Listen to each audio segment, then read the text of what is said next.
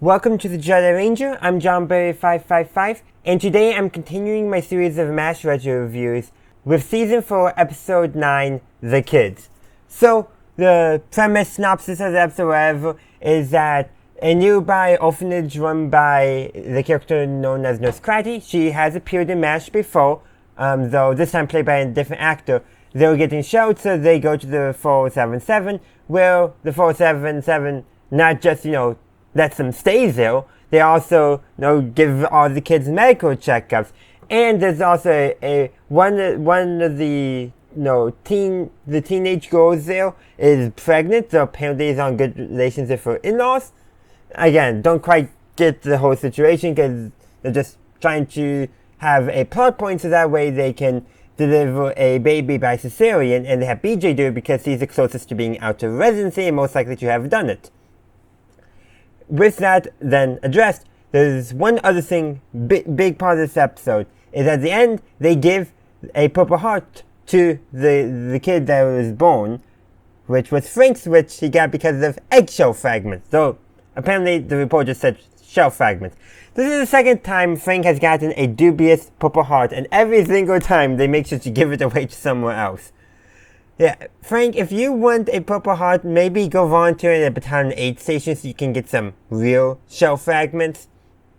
Which actually BJ kind of alludes to when he says we can only hope or something along those lines near the end of the episode. I also want to address that in this episode, they show that BJ does not know who Nurse Cratty is, because makes sense, he wasn't in that episode, Trapper was.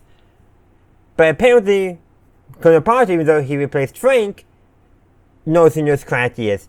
Maybe they talked on the phone or something at least once. I mean, it would make some sense. Or maybe somehow they knew each other from the previous war. I don't know. They don't specify, and they just have BJ be the point of view character for us to introduce those of us who don't remember Nurse Cratty or would have not seen the previous seasons to her character. But overall in this episode is everyone at the camp except for Frank is welcoming and accepting of the orphans being there. Everyone, like BJ and Hawkeye tell the kids a bedtime story. Hawkeye says about Frank, of course, a bad major.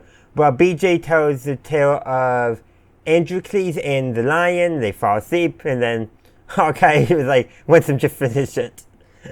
And then, of course, Colonel Potter's telling a story as well. But it's how to field strip an M1 Garand rifle. But he made it sound exciting. And after the kids fall asleep, because it is just a field manual after also actually borrowing, he goes on to continue reading it. And he says Garand, not Garand. No, he says Garand, not Garand. One is how most people pronounced it, and one is how the developer of the rifle pronounced his own last name, which is where the name comes from. Regardless of that pronunciation, doesn't matter. But in all, like I said, everyone is taking care of these kids and all that, but Frank, well, he's convinced that they're stealing from him. And to be fair, one of the boys did con him out of 50 cents, or beat him out of 50 cents, depending how you want to look at it. Beat him is probably how Hawkeye, BJ, and the rest saw it, while con is how Frank saw it. And then, but he's convinced that that kid is going to be stealing. And Father Mulcahy needs to use his experience in boxing to get Frank to scrub up for surgery because they're getting wounded coming in. Frank, you're so distracted. Frank also calls them foreigners. And Hawkeye rightfully points out that they are the foreigners, i.e. Hawkeye, BJ, all our main cast, because they're Americans in a country that's not America, making them foreigners by definition. Frank is racist in this episode. I think that's the easiest way to describe it. He's relying on stereotypes, so at the very least he's prejudiced, and all that. We could go on and on about Frank's just lack of empathy, and that's really who Frank really is as a character, a very self-centered character who really lacks empathy for anyone who isn't like him in some form.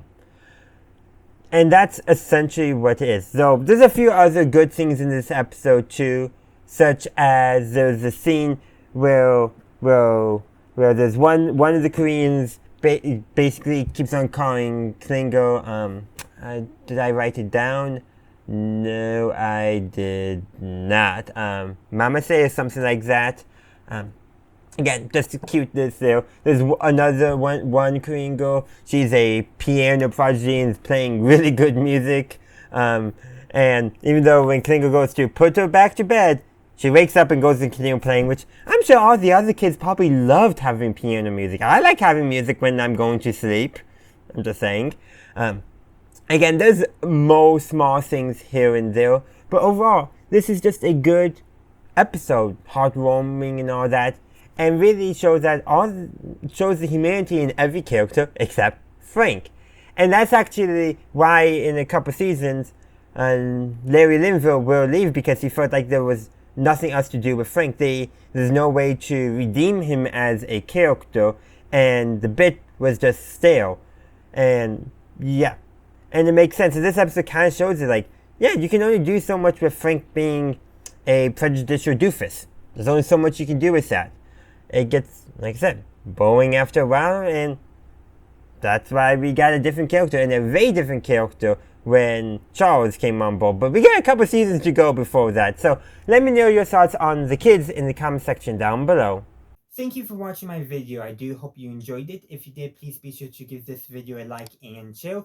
Also, consider subscribing to my channel to stay up to date on all my latest content. In the meantime, thank you for watching, and as always, have a good day, a good night, wherever you are. May the force be with you, always.